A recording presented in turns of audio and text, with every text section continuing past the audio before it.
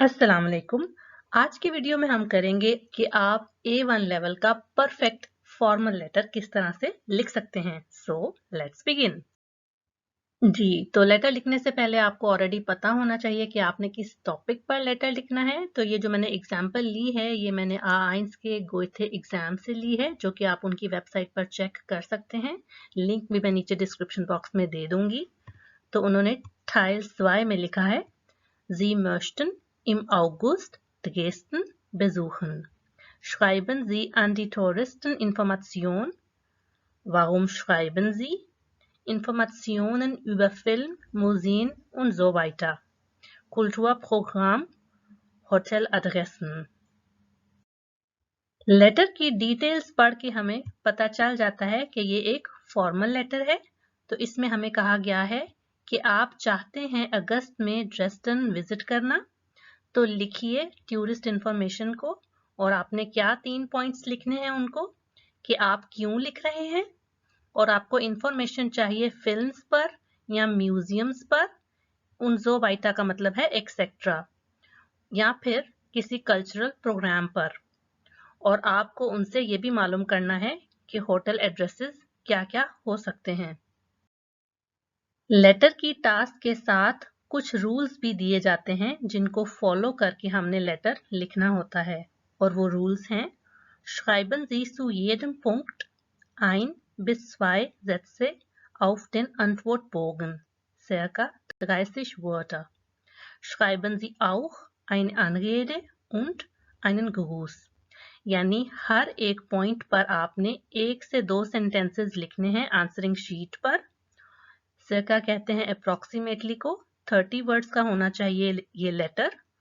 और आप लिखिए एक सैल्यूटेशन और एक ग्रीटिंग, यानी इन दो चीजों को आपने लेटर में लिखना नहीं भूलना।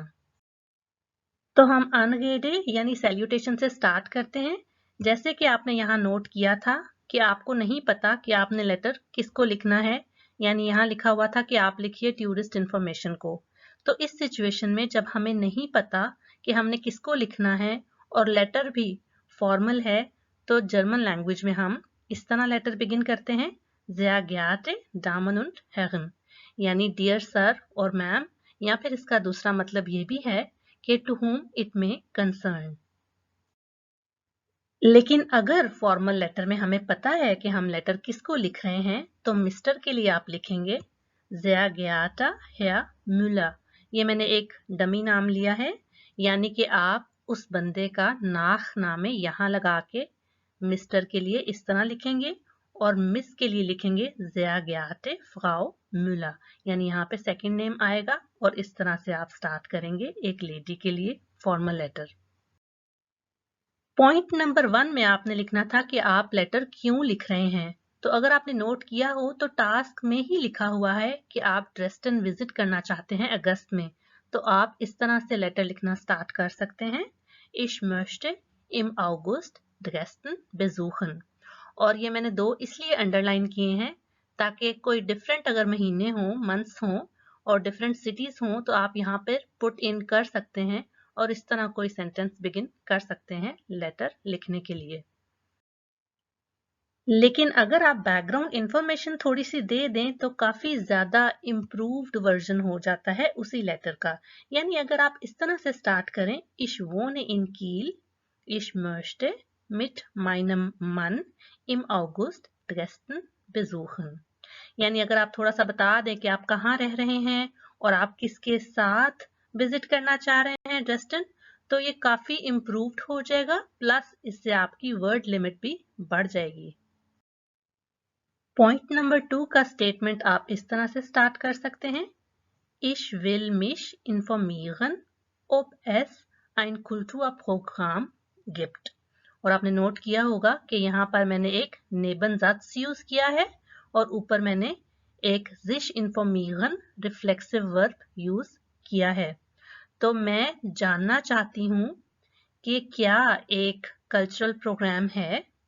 ob का मतलब है if, और es gibt जब इकट्ठा लगता है तो उसका मतलब हो जाता है there is या there are।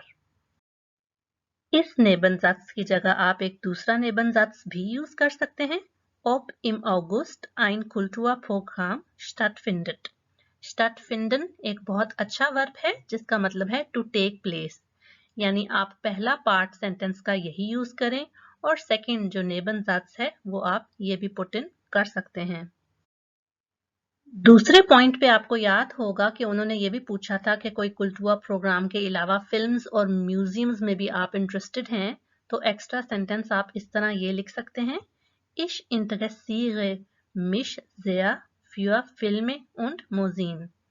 ये sich interessieren वर्ब है जो कि रिफ्लेक्सिव वर्ब है, to be interested for, इसके साथ हमेशा ये preposition लगता है für, तो मैं बहुत इंटरेस्टेड हूँ फिल्म्स में और म्यूजियम्स में।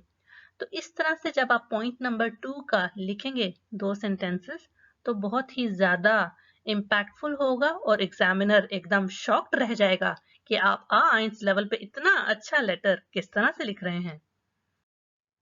थर्ड पॉइंट आप इस तरह से लिख सकते हैं, Es wäre sehr nett, wenn Sie mir Hoteladressen schicken könnten। यहाँ पे मैंने फिर से एक नेबनजात यूज किया है, It would be very nice when you could send me hotel addresses। तो ये जो könnten है नेबनजात की वजह से ये एंड पे चला गया है, वरना नॉर्मली आपको पता है कि वर्ब की पोजीशन नंबर 2 होती है एक सेंटेंस में। और जहां तक es wäre sehr nett की बात है तो ये एक्सप्रेशन आप एज इट इज याद कर सकते हैं। जब भी आपने किसी को रिक्वेस्ट करनी हो किसी भी चीज के बारे में तो आप ये वाला एक्सप्रेशन अपने लेटर राइटिंग में यूज कर सकते हैं, it would be very nice इसका मतलब है। थर्ड पॉइंट के लिए आप एक सेकेंड वर्जन भी यूज कर सकते हैं जो कि है bitte helfen Sie mir wie ich ein günstiges Einzelzimmer oder Doppelzimmer in Dresden। बार बार मैं इसका भूल जाती हूँ कि जर्मन लैंग्वेज में ड्रेस्टन को ड्रेस्डन कहते हैं, फिंडन खान। अगर आपने ऊपर लेटर में लिखा था कि सिर्फ आप ही विजिट करेंगे तो आप लिखेंगे Einzelzimmer यानी सिंगल रूम, और अगर आपने कहा था कि आप अपने हस्बैंड वाइफ या फ्रेंड के साथ आएंगे तो आप Doppelzimmer यूज करेंगे, डबल रूम। günstig की जहां तक बात है तो इसका मतलब है चीप, रीजनेबल, फेवरेबल प्राइस। ज्यादा एक्सपेंसिव जो ना हो उसको हम günstig कहते हैं जर्मन लैंग्वेज में। जब आपने लेटर की एंडिंग इस तरह से की हो कि आपने लेटर में कोई चीज रिक्वेस्ट की थी किसी बंदे से तो आप इस तरह से एंडिंग कर सकते हैं, Ich bedanke mich im Voraus यानी I thank in advance। sich bedanken का मतलब है टू थैंक oneself, अगेन ये रिफ्लेक्सिव वर्ब है। अगर आप रिप्लाई का वेट कर रहे हैं तो आप ये एक्सप्रेशन यूज कर सकते हैं, Ich warte auf Ihre Antwort। I wait for your answer। और ऊपर दी गई दोनों एक्सप्रेशंस को आप कंबाइन करके इस तरह से लिख सकते हैं। फॉर्मल लेटर का ग्रीटिंग एरिया देख लेते हैं। नॉर्मली जर्मनी में ये एक्सप्रेशन यूज होता है फॉर्मल लेटर के ग्रीटिंग के लिए, mit freundlichen Grüßen यानी विद फ्रेंडली ग्रीटिंग्स। लेकिन आप सिंपल freundliche Grüße भी लिख सकते हैं, ये भी करेक्ट ही माना जाएगा।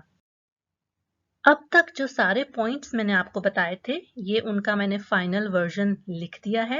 और अगर आप ये सोच रहे हैं कि ये तो A1 लेवल के लिए जरा एडवांस नहीं है तो आप बिल्कुल ठीक सोच रहे हैं।